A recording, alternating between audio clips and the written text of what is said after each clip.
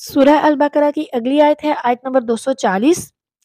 بسم اللہ الرحمن الرحیم والذین، اور جو لوگ یتوفون، وفات پا جائیں، منکم، تم میں سے، ویذرون ازواجا، اور وہ چھوڑ جائیں بیویاں، وصیۃ لازواجہم، ان پر لازم ہے وصیت کرنا اپنی بیویوں کے لیے، متاعن، سامان دینے کی، الی الحول، 1 سال تک، غیر اخراج، نہیں نکالا جانا، فَإِنْ خَرَجْنَ، پھر اگر وہ نکل جائیں، فَلَا جُنَاحَ، تو نہیں کوئی گناہ، علیکم، تم پر، فی ما فعلن، اس میں جو وہ کریں، فی فی انفسہن، اپنی جانوں کے بارے میں، من معروف، معروف طریقے سے، واللہ عزیز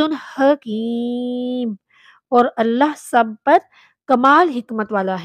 اس آیت کا بامحاورہ ترجمہ ہے، اور تم میں سے جو لوگ مر جائیں اور اپنی بیویاں چھوڑ جائیں، وہ اپنی بیویوں کے لیے وصیت کر جائیں کہ انہیں 1 سال تک خرچ دیا جائے اور گھر سے نہ نکالا جائے، پھر اگر وہ خود نکل جائیں تو تم پر ان کے اس کام کا کوئی گناہ نہیں ہے جو انہوں نے دستور کے مطابق کیا ہے، اور اللہ بہت غالب، بڑی حکمت والا ہے۔ اگلی سورہ البقرہ کی آیت ہے آیت نمبر 241۔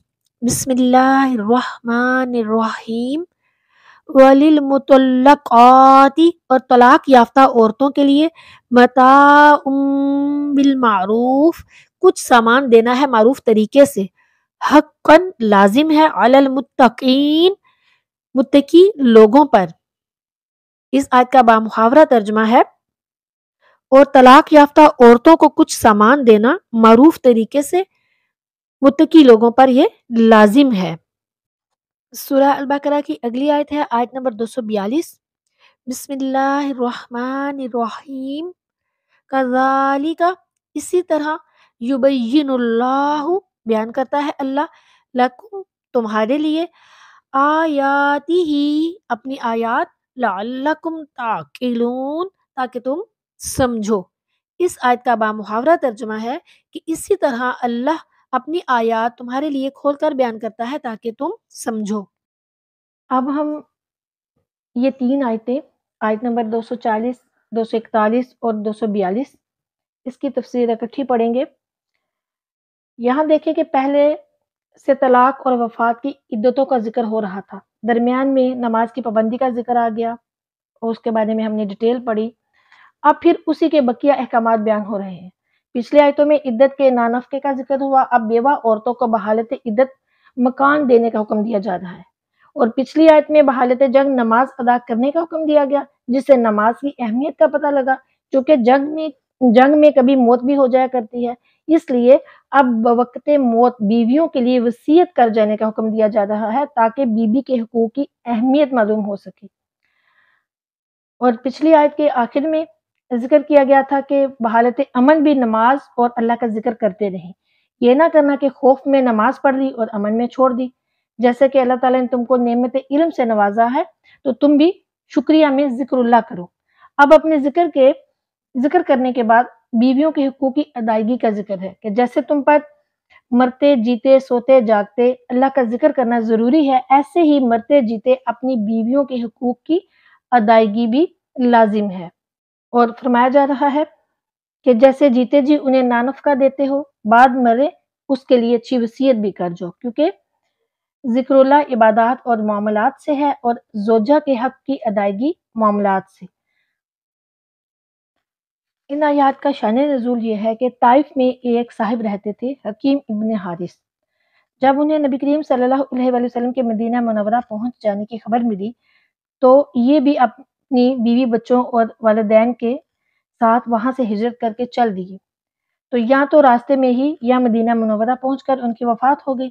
چونکہ یہ بہت مالدار تھے، لہٰذا ان کے مال کا معاملہ نبی کریم صلی اللہ علیہ وآلہ وسلم کی بارگاہ میں پیش کیا گیا، تب یہ آیت کریمہ نازل ہوئی اور نبی کریم صلی اللہ علیہ وآلہ وسلم نے اسی آیت کے مطابق ان کے والدین اور اولاد کو میراث دی اور ان کی بیوی کو محروم کیا، اور سب وارثوں کو حکم دیا کہ 1 سال تک حکیم کی بیوی کو نان نفقہ اور مکان دیں۔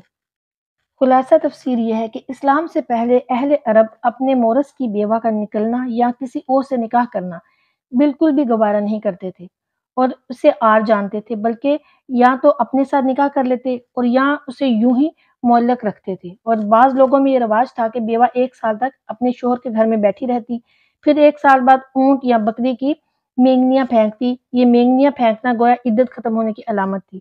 تو ارادہ الہی ہوا کہ یہ دونوں رواج مٹا کر بیوگان پر آسانیاں کی جائیں، لیکن اگر ایک دم 4 ماہ 10 دن عدت مقرر کر دی جاتی تو انہیں بھاری پڑتا، لہذا آہستگی سے انہیں راہ پر لایا گیا اور پہلے بیوہ کے لیے 1 سال ہی کی عدت مقرر کی گئی، مگر کچھ فرق سے کہ انہیں اس کے پورا کرنے یا نہ کرنے کا اختیار دے دیا گیا۔ اس وقت یہ آیت نازل ہوئی جس میں ارشاد ہو رہا ہے کہ مسلمانوں، تم میں سے جو مرنے لگے اور اپنی بیویاں چھوڑنے لگے ان پر لازم ہے کہ اپنے قرابت داروں کو اپنی بیویوں کے متعلق 1 سال تک بغیر نکالے نان اور نفقہ دینے کی وصیت کر جائیں، لیکن اگر وہ اس درمیان میں خود ہی تمہارے گھروں سے چلی جائیں تو وہ جو کچھ بھی اپنے ذاتی معاملے میں بناؤ سنگار، دوسرے نکاح کی تیاری وغیرہ کریں تو انہیں نہ روکو کہ وہ مختار ہیں اور تم پر اس کا کوئی گناہ نہیں۔ اس کے علاوہ طلاق والیوں کو بھی عدت طلاق میں مناسب طور پر نان اور نفقہ دو۔ یہ چیزیں ہر اس شخص پر واجب ہیں جس کے دل میں خوف الہی ہو اور وہ کفر سے بچتا ہو۔ جیسے کہ اللہ تعالیٰ نے یہ احکام واضح طور پر بیان فرمائے، ایسے ہی اپنے سارے احکام تفصیل وار اور آہستگی سے بیان فرماتا ہے تاکہ تم سمجھو اور عمل کرو۔ علماء کرام نے وصیۃ لازواجہم اس کے متعلق فرمایا کہ اب جواز وصیت کی 2 شرطیں ہیں۔ ایک یہ کہ مال قابل میراث ہو، جس مال کی میراث نہیں بڑھ سکتی اس کی وصیت بھی نہیں ہو سکتی، جیسے کہ میت کے پاس کسی کی امانت، رہن، قرض کا مال ہو جو نہ قابل میراث ہے اور نہ لائق وصیت۔ اور دوسرے یہ کہ وارث کو وصیت نہیں ہو سکتی، جس کو میراث کا 1 پیسہ ملے گا اس کے لیے وصیت درست نہیں۔ گویا یا مال میں وصیت میراث کا لازم ہے اور شخص میں میراث کی دشمن۔ اس وقت چونکہ عورت کو میراث ملتی ہی نہیں تھی اس لیے ان کے لیے وصیت درست تھی۔ اب بیویوں کا حصہ میراث میں آ گیا ہے، لہٰذا ان کے لیے وصیت درست نہیں۔ چونکہ وصیت اور میراث مال میں لازم و ملزوم ہے، اس لیے کسی کو مالی وصیت نہیں کی جا سکتی کہ ان کا مال قابل میراث نہیں۔ اور بیوہ عورت کی عدت 1 سال ہے۔ بیوہ عورت اپنے شوہر کے مال کی وارث نہیں اور شوہر پر واجب ہے کہ اپنی بیوی کے لیے 1 سال نان و نفقہ دینے کی اہل قرابت کو وصیت کر جائے۔ بیوہ کو نان و نفقہ کے علاوہ 1 سال تک شوہر کی طرف سے مکان بھی ملے گا۔ بیوہ پر یہ عدت گزارنا واجب نہیں، اس سے پہلے بھی وہ نکاح کر سکتی ہے۔ یہ سارے احکام منسوخ ہو گئے اور 1 سال کی مدت والی آیت سے یہ منسوخ ہو گئے اور اب عدت صرف 4 ماہ 10 دن رہ گئی کہ وہ آیت اگرچہ تلاوت میں اس سے پہلے ہے مگر نزول میں اس کے بعد، جیسے سورہ علق نزول میں سب سے پہلے مگر آخر قرآن میں آتی ہے۔ تو عدت کا نان و نفقہ اور بیوی کی میراث نہ پانا ایرات میراث سے بھی منسوخ ہوا کہ اب انہیں 1/4 یا 8واں حصہ میراث میں ملے گا۔